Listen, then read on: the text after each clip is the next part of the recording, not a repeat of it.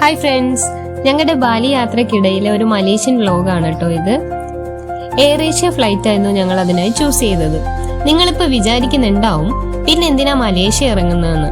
Actually ബാലിയിലേക്ക് 13 hours ലേ over ഉണ്ടായിരുന്നത് കൊണ്ട് എന്താ പിന്നെ മലേഷ്യൻ എക്സ്പ്ലോർ ചെയ്യാമെന്ന് കരുതി ഇറങ്ങിയതാണ്.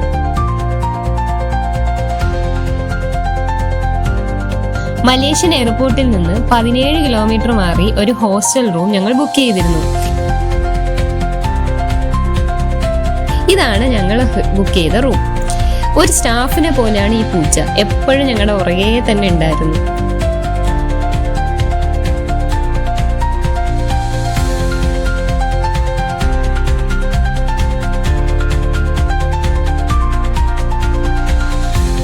ഒന്ന് ഫ്രഷ് ആയ ശേഷം ഞങ്ങൾ മെട്രോ വഴി KL സെൻട്രലിലേക്ക് യാത്ര തിരിച്ചു. ഫുള്ളി ഓട്ടോമേറ്റഡ് ആയ ഈ മെട്രോയിൽ ക്യാഷ്ലെസ് പേയ്മെന്റ് ആണ് സ്വീകരിക്കുന്നത്.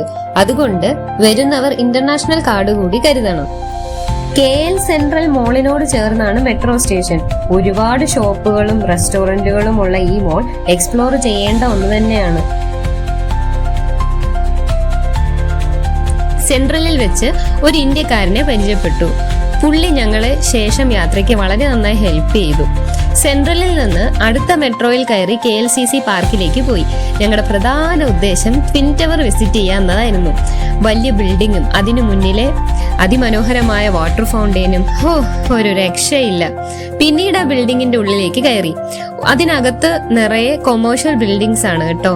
അതൊക്കെ ഞങ്ങൾ കറങ്ങി കണ്ടു. പിന്നെ ഈദിന് സ്ഥാപിച്ച ചില ഡെക്കറേഷൻസും റിഫ്ലക്ഷൻ റൂം അതൊക്കെ ഞങ്ങൾക്ക് കാണാൻ പറ്റി.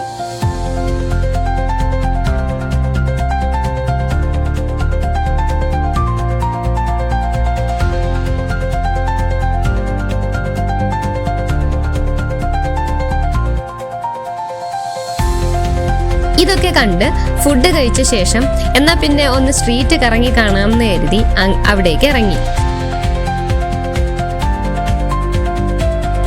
അവിടെ വെച്ചാണ് ഞങ്ങൾ ലബൂബുവിനെ കാണുന്നത്. സ്ട്രീറ്റിൽ ഒരുപാട് റെസ്റ്റോറന്റും ഷോപ്പും ഒക്കെ ഉണ്ടെങ്കിലും ഈ 2 ജയന്റ് ഷവർമയാണ് ഞങ്ങളെ അട്രാക്ട് ചെയ്തത്. തിരികെ മെട്രോ വഴി KL സെൻട്രലിലെത്തി അവിടുന്ന് എയർപോർട്ടിലേക്ക് ഡയറക്റ്റ് ബസ് പിടിച്ചു. ലേ ഓവർ ടൈം അങ്ങനെ വെറുതെ മലേഷ്യ ഇറങ്ങാൻ പറ്റില്ല കേട്ടോ. അതിനൊരു പ്രൊസീജിയർ ഉണ്ട്. അത് ഫ്രീ ഓഫ് കോസ്റ്റ് ആണ്. അത് അടുത്ത വീഡിയോയിൽ പറയാം. അതുവരെ ബൈ ബൈ.